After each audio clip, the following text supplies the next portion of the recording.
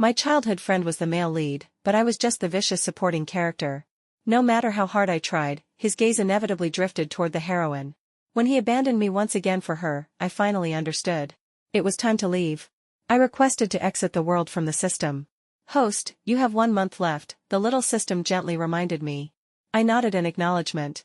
The food on the table had long gone cold. The cake still bore the words of birthday wishes meant for me. The one who once promised to celebrate my birthday with me every year had broken that promise. Michael and I grew up together, side by side since childhood, eventually becoming lovers. This was the first time he had missed my birthday. He said something important had come up and he couldn't make it. But I knew he had gone to be with the heroine. This had become a recurring pattern lately. I knew I had lost. A story is a story, it wasn't something I could control. In silence, I dumped all the food into the trash. Then I sat down and ate the cake by myself. The cream was sickeningly sweet, so sweet, it turned bitter. For the first time, I finished an entire birthday cake alone. At 3 a.m. Michael returned. I lay with my eyes closed, feeling his presence draw near. He said, "I'm sorry. I got back late. There was something I had to take care of today. I promise I'll be there for your next birthday." Next time? Sadly, I no longer had another birthday left. I said nothing, just turned over and gave him my back. Silence settled between us like fog. Clutching my stomach, I curled up in pain. Michael's anxious voice rang out, "Natalie, what's wrong?" The doctor scolded me. "You're a grown woman. What were you thinking, eating an entire cake by yourself?" Knowing I was at fault, I lowered my head and sat obediently. There won't be a next time. But I knew, I'd never have another chance to eat birthday cake again. Michael helped me out of the hospital. He suddenly stopped walking. "Was it because I didn't come home for your birthday? You wanted to punish me by hurting yourself?" "No," I replied quickly. "I told you, I really had something urgent last night. Can you stop being unreasonable?" I know." My voice was calm, so different from the screaming, crying mess I had been before. Michael paused, caught off guard, staring at me with unfamiliar eyes. After applying for release from the world, I was no longer controlled by the plot. At last, I didn't sound like a hysterical shrew anymore. I looked up. In Michael's eyes, I saw only my own reflection. Only me. But I knew, his heart already held someone else. The heroine, Emily. I had always been the obstacle in their love story. As Michael became more and more drawn to Emily, I found myself changing into someone I no longer recognized. I was irritable, suspicious, possessive. But that wasn't who I really was. The plot had turned me into a stranger. It was the character setting the author had assigned to me. The rift between Michael and me grew wider with time. Until the day I hit my head and suddenly remembered, I was just a supporting character in a novel. That was when I started to wake up. "Michael, I feel a little tired. I want to go home." "Okay. Let's go home," he replied, clearly relieved. Michael and I had known each other since we were 3. We had walked together through nearly 20 years. We were the people most familiar with one another in this world. I once thought we'd grow old together like that. But now, from here on, we would go our separate ways. I had fallen ill these past few days and stayed home to rest. Michael had taken time off to stay with me, even though he was very busy with work. That was always the kind of person he was. When he cared for someone, he gave them the world. So kind, it was impossible to refuse. But unfortunately, that kindness had slowly been given to someone else. Michael was always strict with himself. He would never bring his phone into meetings. But now he kept getting distracted. In the span of just 30 minutes, he had picked up his phone more than 5 times. Each time, a smile unknowingly tugged at the corners of his lips. I stared at him, a little dazed. How long had it been? How long since I last saw Michael smile so genuinely? My lips twitched bitterly. In truth, I couldn't entirely blame Michael. Ever since Emily appeared, I had changed drastically. We had argued too many times to count. The fact that he still cared enough to worry about me was already more than I could ask for. I slowly looked around the house. From the chopsticks to the large appliances, Michael and I had picked out everything together. Back then, we were full of hope for our future. We decorated our little home with so much love. Who would have thought that just a few months after Emily arrived, everything would fall apart? I could tell that Michael's heart was no longer with me. So I urged him to go back to work. There were only 2 weeks left on my life's countdown. My body was visibly deteriorating. Michael noticed something was wrong and wanted to take me to the hospital. I brushed it off, saying it was from the cake earlier. My stomach still hurt. I didn't have much of an appetite. I'd get better with some rest. He didn't press further. But as he stepped out the door, I could almost feel the joy radiating from him. Was it because he was going to see Emily? I gave a bitter smile. No matter how hard I tried to convince myself that this was just the story script, watching the man I loved fall for someone else, while I could do nothing about it, still hurt. There wasn't much time left. I wanted to say goodbye to this world properly. I brought some cat food outside. There was a stray cat that lived near my door. I had wanted to adopt it, but it remained wary and refused to be tamed. So I gave up on that idea. I would never get another chance to see it again. I didn't know if it would miss me. I gently stroked its fur, murmuring to it as I spoke at length. The little cat seemed to sense something. It rubbed anxiously against my legs, meowing non-stop. I knew, animals could sense illness. It was trying to remind me. But I knew even better than it did, there was no saving me now. Even if I were sent to the hospital, the doctors wouldn't find anything wrong. Feeling the warmth of the little creature's concern, I smiled faintly. Thank you. I'm okay. When there were only 8 days left, I could clearly feel my life force slipping away. Strength was slowly draining from my body. The coughing had become frequent, and with it, traces of blood began to appear. I kept it all hidden, carefully. Michael's mind was never on me anymore. He left early every morning and returned late every night. Though we lived under the same roof, we hadn't seen each other in days. Sometimes I wondered, if he knew I didn't have much time left, would he still treat me with such disregard? I was curious, yes, but I didn't want to tell him. I gathered all of my savings and began to divide them. My parents had died years ago in an accident. Besides Michael, the only person I had left was my best friend, Amber. I went to the bank to close my account. The bank staff tried to persuade me otherwise. You can keep it open for now. Opening a new account later will be a hassle with all the documents required. I won't need it anymore, I replied. You're still missing one verification. Even if you brought it today, it's almost closing time. We probably can't do it today, can you come back tomorrow? But I knew, I didn't have that kind of time. Can you wait for just 30 more minutes? I asked softly. I probably won't be able to come back again. She looked at my pale, fragile face and hesitated. I smiled gently at her. I won't live much longer. So, I'm sorry for the trouble. As I stepped out of the bank, I vaguely heard soft sobs behind me. She must have been a kind-hearted girl. So, even a stranger could feel sorry for me. In my heart, I whispered an apology. When I got home, I looked around the house that had almost been completely packed up. It felt empty and hollow. In 2 more days, everything that belonged to me here would be gone. Michael, for once, came home early. It seemed he finally noticed something was off. Why are there so many things missing from the house? I wanted to redecorate, I casually offered an excuse. He didn't question it. He just tossed me a card. Yeah, it's about time. Use this to buy whatever you want. Suddenly, I asked, will you come with me? I'm very busy at work. He didn't even spare me a glance. But I heard the irritation in his tone. As if he were scolding me for being so unreasonable. If only he had looked up at me, just once, he might have seen the sorrow flooding my eyes. I swallowed my tears, drew in a deep breath. Okay. I'll go by myself. Michael always said he was busy. But when I left the bank earlier that day, I saw him having dinner with Emily. They were smiling, laughing. So immersed in their own world that there was no room for a third person. And suddenly, I remembered. We used to be like that too. But now, he didn't even have time to go shopping with me. So this is what it feels like to fall out of love. Every little detail served as a painful reminder, Michael didn't love me anymore. I covered my mouth as a violent cough shook me. Michael frowned at the sight. I quickly balled up the blood-stained tissue and hid it in my hand. What did you eat this time? He asked with obvious displeasure. I shook my head. Seeing that I was fine, he turned to leave. Michael. I suddenly reached out and grabbed his arm. Hesitantly, I asked, if one day I were gone, would you be sad? No. His eyes darkened. Stop using that childhood trick, Natalie. Running away from home, are you pulling that again?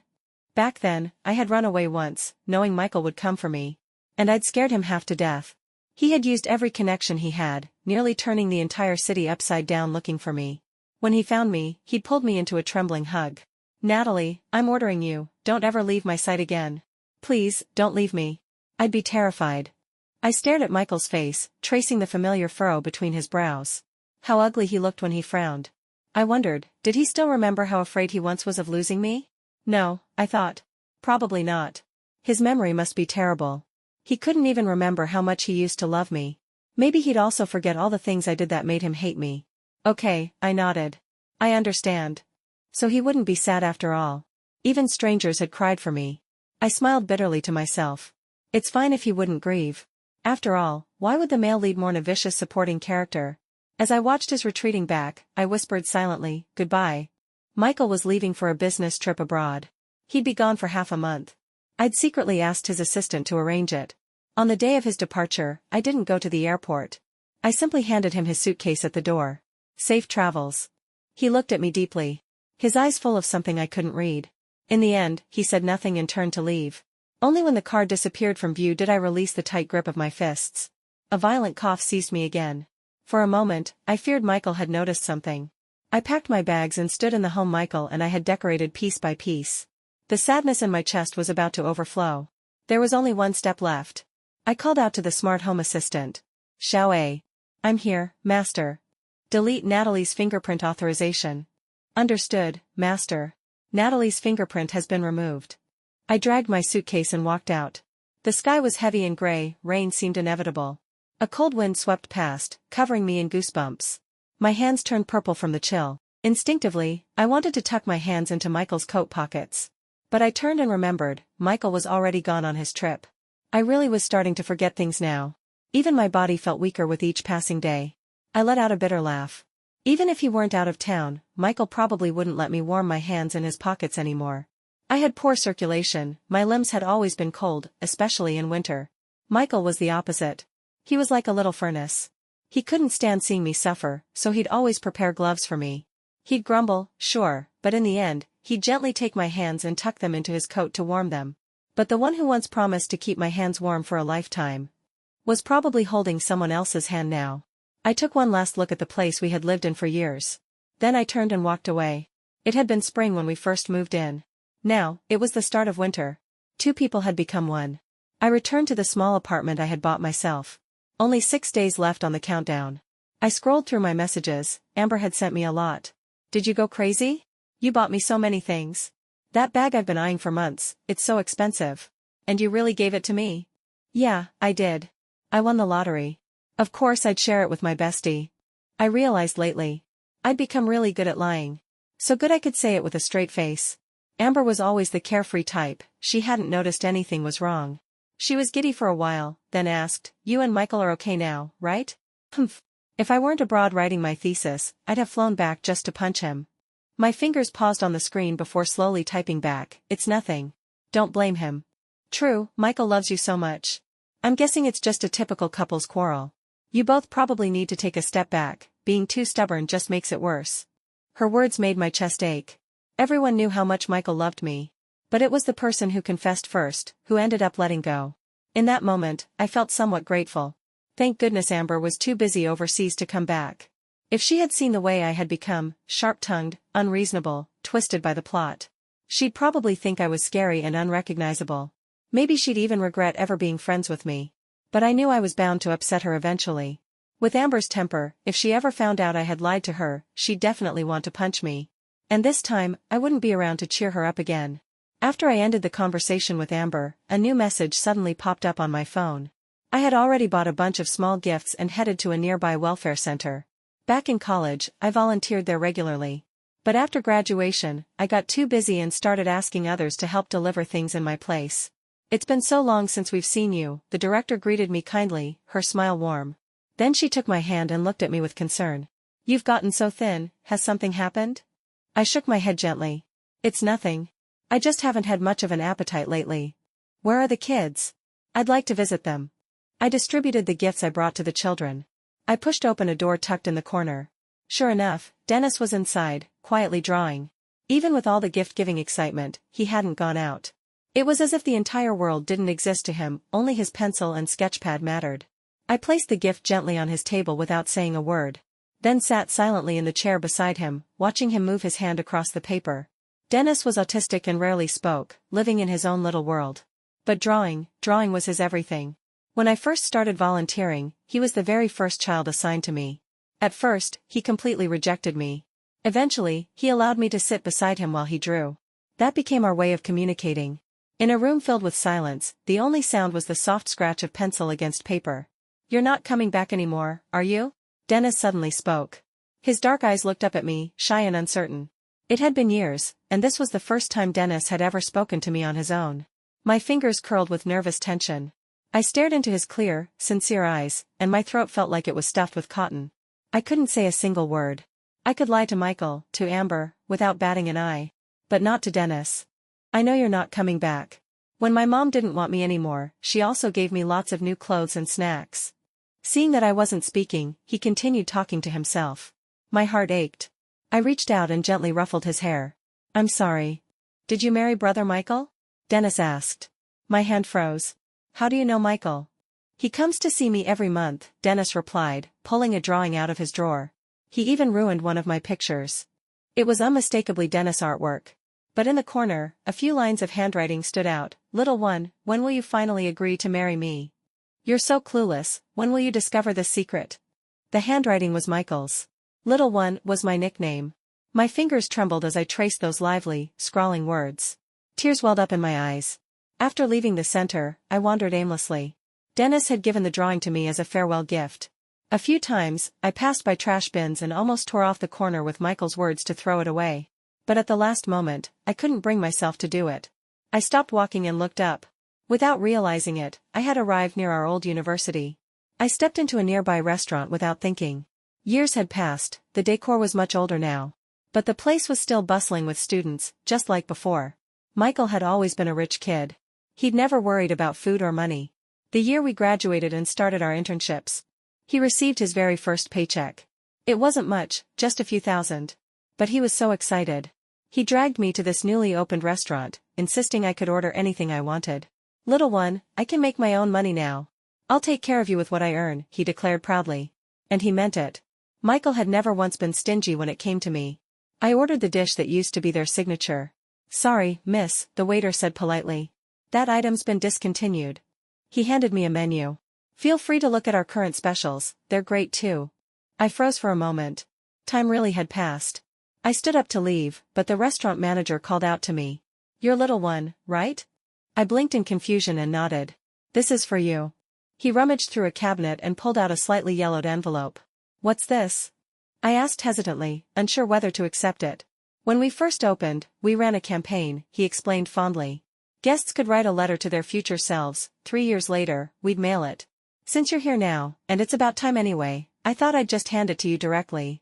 Suddenly I remembered, Michael had insisted we take part in that campaign. He could never sit still, always eager to try something new. He was, as people now say, a walking spectacle. Always obsessed with doing every single cheesy couple activity. I remembered how he once posted embarrassing love notes on the university confession wall, 3 days in a row. I was so mortified I avoided campus entirely for days. I opened the envelope. There was just one sentence on the postcard. Hello, little one from 3 years later. Are you Mrs. Brown yet? It was Michael's handwriting. Back then, we had been hopelessly in love. After we finished writing, he insisted we swap cards. Said we'd open them together 3 years later and read what we had written to each other. I flipped the postcard over and found another line written on the back. If you're still not, wait for me. I'll try a little harder.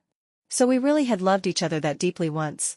All the arguing and cold wars lately had made me forget how badly we once wanted to be together.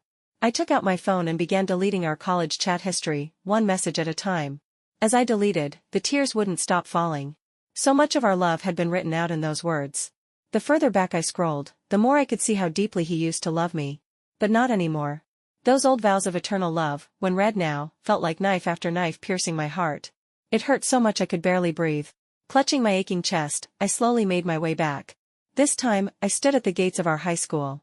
Michael and I had always been classmates, even desk mates. We spent both middle school and high school at Boston Latin School. I stared blankly at the familiar building before me. It was here I first realized I liked Michael.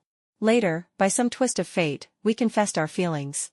While we were preparing for exams, we also hid our adolescent feelings in our hearts. But the joy in our eyes was impossible to conceal. Every word from each other felt like a reading comprehension test. Carefully analyzed for fear of saying the wrong thing and upsetting the person we liked. Natalie? A familiar voice snapped me back to reality. I wiped away the tears that had spilled over and turned around. It was my high school homeroom teacher, Miss Jones. I thought I was seeing things, she said with a smile. She grabbed my hands and looked me over. What brings you back here? I was just passing by. Thought I'd stop and take a look, I replied gently. She teased, nostalgic for your youth? Something like that. I followed Ms. Jones into her office and sat with her for a while. The layout hadn't changed a bit, it was just like it was all those years ago. But everyone had changed. Where's Michael? Didn't he come with you? Ms. Jones teased. That rascal was such a troublemaker, only you could keep him in line. He's on a business trip, I said softly. You two still haven't gotten married? I've been waiting for your wedding candy for years. He swore he'd invite me when you two tied the knot. I bit my lip and tried to act nonchalant. It's not the right time yet. Back then, Miss Jones was the first to realize we were in a relationship. But she never tried to tear us apart. She just sat us down and gave us a long, sincere talk. Luckily, Michael and I listened. We didn't officially get together until after our college entrance exams. As soon as we walked out of the exam hall, Michael, in front of reporters, confessed his love for me. Miss Jones had looked at us with exasperated fondness. At the celebratory dinner, Michael promised to invite the entire class to our future wedding, travel, lodging, and food all covered. That was the kind of fiery, sincere love young people had. He turned to me and smiled, eyes filled with nothing but me. But now, it seemed we were destined to break that promise to everyone. After saying goodbye to Miss Jones, I passed by the old music room. Without thinking, my feet stopped. I had celebrated my 18th birthday at school. Michael had secretly dragged me into the music room that day. He played the guitar and sang me a song. From that day on, someone moved into my heart. We were once so small and young. Mimicking love from scripts we didn't understand, you with your missing teeth couldn't pronounce it right. I searched for that character in our story. You were the piece that couldn't be missing. Little hands holding little hands, guarding a little forever. When the song ended, he raised his brows proudly and asked, "How was it? Doesn't your big brother sing beautifully?" "For my little one, I sang little one," he added with a silly grin. "I bet after hearing me sing, you won't want to hear anyone else." He whispered a soft warning, pretending to be serious, "From now on, you're not allowed to let anyone else sing for you." I knew exactly what he meant. I turned red on the spot. It had all started when I joked with my classmates that I would only say yes to someone who serenaded me with the song Little One. Michael found out, and took it way too seriously. He must have practiced endlessly before he finally dared to sing it in front of me. We looked at each other, both silently understanding. And both blushing furiously. Now, so much had changed. The promises we made in our youth had turned out to be so light. I took out my phone and deleted all our high school messages, one by one. After leaving the school, I nearly collapsed on the sidewalk. Thankfully, a kind stranger caught me just in time. My body's condition reminded me, I didn't have much time left. 3 days. That's all that remained. But at least I had done most of what I wanted. In the end, I returned to our old neighborhood. It was where I first met Michael. The air had grown colder. I looked up. The first snow of the year must be coming soon. There weren't many people outside, just a few walking their dogs, and some kids chasing each other around. My gaze landed on the slide in the corner of the playground. 2 little kids were fighting over who got to go first. The scene instantly pulled me back to my own childhood. Michael and I had been just like that. Constantly arguing, always competing. Fighting to be first at everything. Kids wore their likes and dislikes right on their sleeves. When we were little, we honestly couldn't stand each other. Who would have guessed that we'd eventually end up together? Fate works in such strange, mysterious ways. I slowly started walking away. But after just a few steps, I was already short of breath. Then, suddenly, someone wrapped in thick clothing slammed into me hard. I stumbled and nearly fell. And they didn't even bother to apologize. Frowning, I turned, ready to speak up. But then I saw the person charging straight toward the 2 kids. Something was wrong. A trafficker. In a flash, he grabbed one of the children and tried to run. But the other kid clung tightly to his leg, refusing to let go. I didn't know where the strength came from, but I ran over and slammed into the man with all my might. He fell to the ground, and his hands flew to my throat. "Run!" I yelled hoarsely at the children. Seeing the kids get away, the man struck me hard. Then he got up to chase after them. But I clung to his arm, refusing to let go. The noise had drawn attention. People were starting to come out to see what was happening. Realizing he couldn't shake me off, he pulled out a knife from somewhere. And stabbed it into me, hard. "Little one." I heard a voice, raw and desperate, filled with pain and fear, calling out my name. It pierced through everything like lightning. Screams and chaos rang around me. I lay on the cold ground, my senses automatically muting all sound. All I could do was stare blankly at the scruffy man before me. The man who was supposed to be abroad on a business trip, yet was here now. Michael took off his coat and wrapped it around me, pulling me gently into his arms. "Little one." He called my name over and over. "Look at me, don't fall asleep." "What's going on? This isn't right. This isn't right," he murmured, his voice choked with tears. I looked at him in confusion. It seemed not only was my life force fading, but my mind had grown dull as well. Michael wanted to hold me tighter, but was afraid of hurting me. Then I felt something cold and wet fall onto my cheek. Tears. Michael's tears. Pouring down like they were free. Michael, that liar. Didn't he say he wouldn't be sad? The sky was still a dull gray. They were waiting for the ambulance. But I was waiting for death. I knew, even if they took me to the hospital, it would be too late. At least, I got to see Michael one last time. After all, the man before me was the one I had loved my entire youth. Snowflakes began to fall from the sky. The first snow of the year had arrived. I never thought I'd get to see it with Michael one last time. Every year, we had watched the first snow together. This would be the last. Let this first snow be our white-haired vow. Michael and I had seen so many first snows together. But we still didn't grow old together. Maybe he had once truly imagined a future with me. The snow was falling heavier now. I reached out with a trembling hand and caught a single snowflake, a little one snowflake. My eyelids were growing heavier. Little one. Natalie, don't fall asleep. Please, I'm begging you. Michael clung to me helplessly, crying uncontrollably. I forced my eyes open one more time. With all the strength I had left, I wiped his tears away. Michael took my hand in both of his, trying to warm me up. But it was no use. He sobbed, his voice shaking. Please, just open your eyes and look at me, okay? I felt myself growing lighter, floating, even. And further away from Michael. I hovered in the air, looking down at him clutching my lifeless body, weeping in anguish. Blood had soaked into the ground. Even the snowflakes falling from the sky were now tinged red. I didn't know how long I drifted, but eventually, I felt something solid beneath me. When I opened my eyes again, I saw a room full of people. Natalie, you're awake, someone nearby burst into tears, holding me tightly. I slowly raised my arms to hug her back. My throat was painfully dry. Mom. Tears streamed down my face. I thought the little system would send me to the next world. But instead, it brought me back to my original world. The moment I returned to this body, all my memories came flooding back. I had drowned in an accident, and though they managed to save me, I had been in a vegetative state ever since. It was then that the system's voice appeared in my mind. It said that if I completed the mission, I would be able to wake up again. I thought of my loving parents, and my loudmouth but protective brother. I couldn't bear to leave them grieving. So I accepted the mission without hesitation. I was sent to Michael's world. In the beginning, I still remembered what my task was. But over time, I forgot. As we lived together, I naturally began to fall for Michael. Thankfully, he loved me too. We shared a beautiful, sweet period of our lives. But then Emily appeared, and I began to grow sensitive and anxious. Even I couldn't recognize myself anymore. My relationship with Michael deteriorated rapidly. Fights and silence became the norm. I tried to figure out what was happening. Maybe Michael had betrayed me. But I knew myself, that wasn't me. Then during yet another fight, I hit my head. And I remembered the system. Only then did I understand, it was the plot driving us apart. Knowing the truth was painful. Maybe in the real world, only a few years had passed. But in Michael's world, I had lived a full 20+ years. I had family. I had friends. I had truly, deeply lived. I tried to fight against the plot, to change it. But I failed, again and again. The distance between Michael and me only grew wider. Reality taught me, don't try to change a story with sheer will. After all, I was just a supporting character. A jealous, unreasonable, vicious supporting character.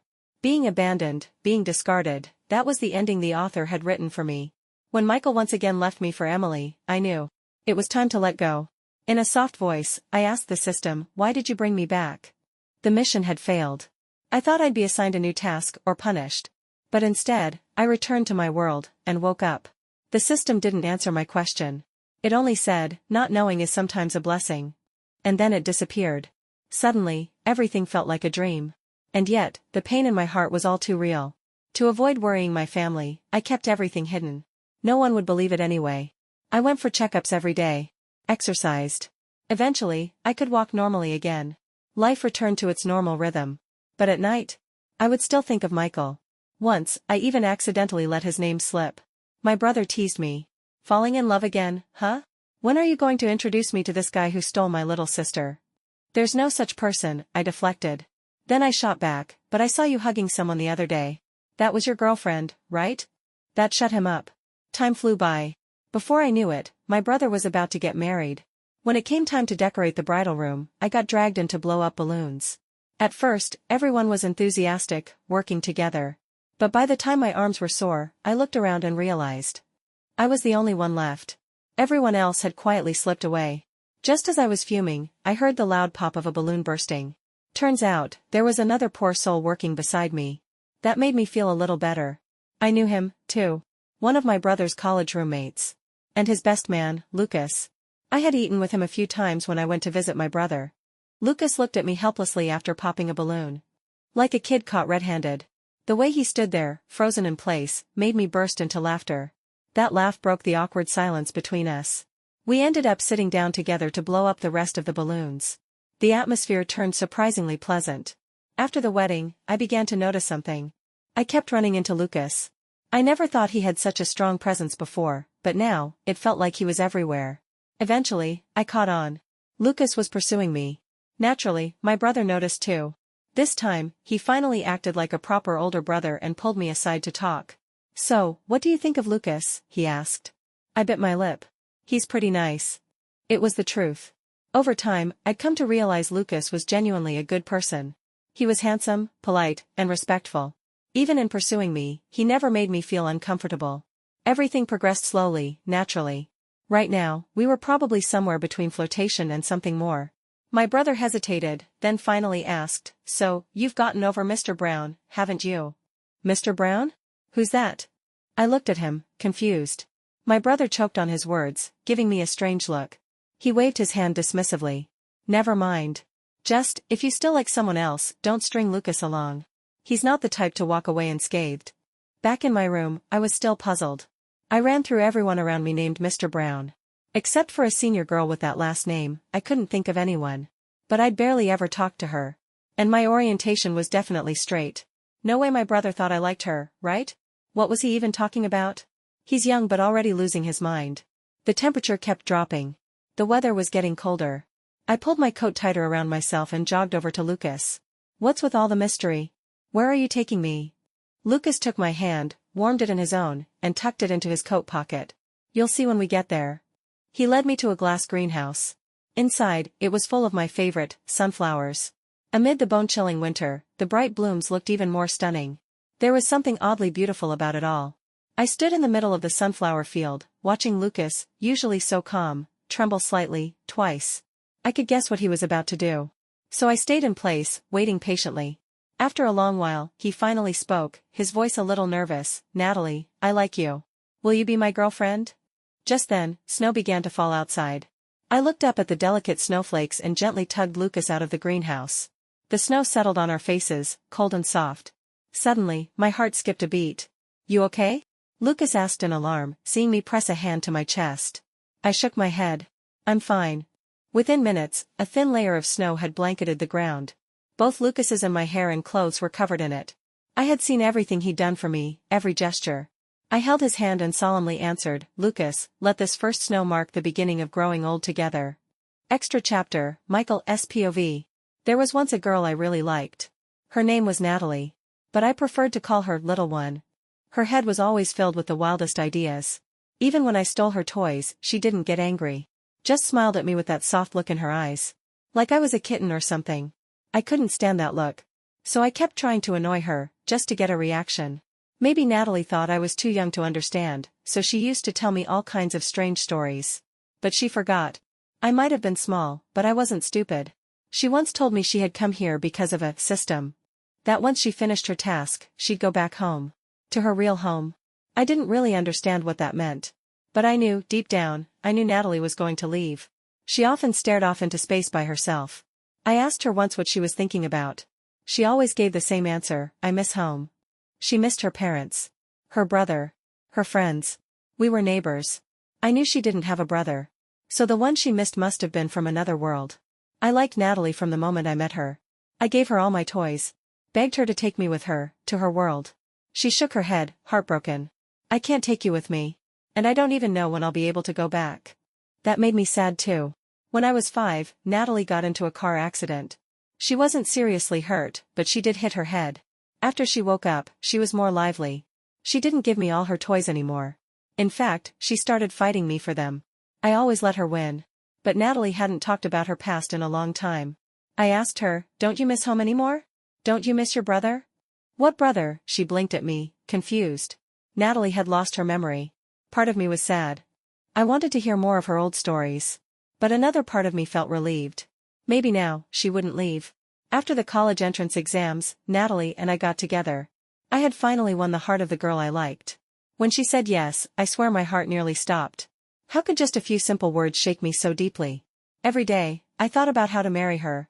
I took her to do all the things couples were supposed to do. I didn't want to look back someday and regret anything. Whatever others had, my little one deserved to have too. But she always said I was too flashy, called me a walking billboard. That's fine. Let me be a walking billboard then. I wanted the world to know, Natalie belonged to me, and me alone.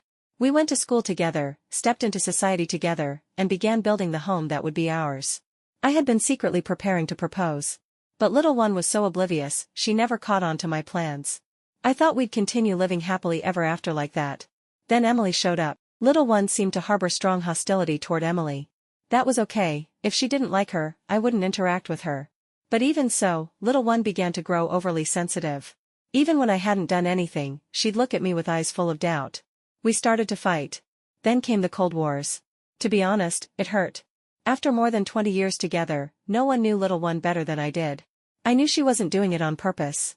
I tried to get her to see a doctor. But she resisted. While I was feeling helpless, Emily came to me. After talking to her, I was both shocked and heartbroken. She mentioned something about a system and entering a book, terms I wasn't unfamiliar with. Little one had told me about them before she lost her memory. I had remembered everything she ever said. I knew her deepest wish had always been to go home. To her real home, where her parents and loved ones were waiting. But I couldn't let go. I couldn't imagine a world without her. So forgive me for being selfish. I knew better than anyone that the only person I'd ever loved was her. I tried everything to keep her in this world, safe and sound. But now, I found myself saying cruel things I never imagined I could. She looked at me with eyes that were cold and unfamiliar. We were drifting further and further apart.